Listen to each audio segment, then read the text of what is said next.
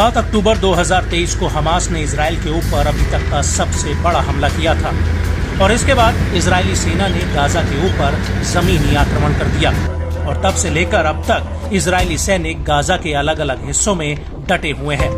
लेकिन फिलहाल इस युद्ध का कोई अंत नजर नहीं आ रहा, बल्कि अब गाजा में इजरायली सेना बैकफुट पर आ चुकी है। उसे अब ये बात समझ में आ गई है कि गाजा से हमास का सफाया करना नामुमकिन है। लेकिन जंग के 9 महीने पूरे होने के बावजूद ये युद्ध किसी मुकाम पर नहीं पहुंचा है, बल्कि अब इजरायली सैनिकों के ऊपर मानसिक रूप से काफी दबाव पड़ रहा है, क्योंकि फ्रंट लाइन पर सैनिकों की अदला बदली नहीं हो रही है, जिससे थके हुए सैनिकों को मानसिक और शारीरिक आराम मिल सके। और इसकी सबसे बड़ी वजह है आईडीएफ के पास सैनिकों की कमी।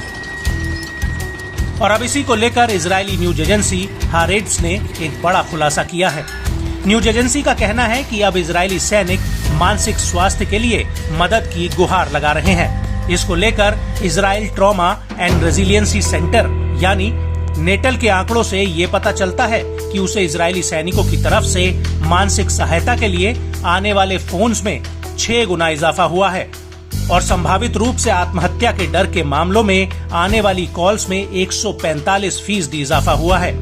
बड़ी बात यह है कि नेटल इजरायली रक्षा मंत्रालय द्वारा चलाई जाने वाली मेंटल हेल्पलाइन को संभालती है और इसको लेकर संस्था के डायरेक्टर गिली गामीश का कहना है कि कॉल्स और बातचीत बेहद ही गंभीर समस्या का खुलासा करती है, विशेषकर यादगार दिवस और इरलैन मिर्जाही की आत्महत्या के बाद से। पिछले महीने हमने कॉल्स और उनकी गंभीरता के मामले में भारी उछाल देखा है। ये हालात आने वाले कुछ वक्त तक जारी रह सकते हैं। आपको बता दें कि जून 2024 में 40 साल के आईडीएफ के सैनिक मिजराही ने आत्महत्या कर ली थी। उसने ऐसा गाजा में लड़ाई को जारी रखने को लेकर किया था और इसको लेकर नेटल के डायरेक्टर का कहना है कि ये मामला कई सैनिकों के लिए अहम पड़ाव था। हालिया घटनाएं विशेषकर मिजराही की हैरान करने वाली और दर्दनाक आत्महत्या से सैनिकों में गंभीर मनोवैज्ञानिक प्रभाव पड़े हैं। जवानों के भीतर बेचैनी न सिर्फ कॉल्स की संख्या में पता चलती है, बल्कि उनकी तत्काल मदद को भी दर्शाती है।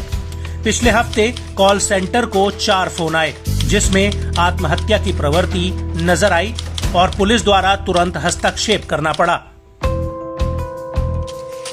नेटल के डेटा के मुताबिक अक्टूबर 2022 और जून 2023 में हेल्पलाइन ने 35 बार संभावित आत्महत्या के मामलों में पुलिस से संपर्क साधा था और इसके बाद ये आंकड़े बढ़कर 86 तक पहुंच गए, यानी इनमें 145% इजाफा हुआ।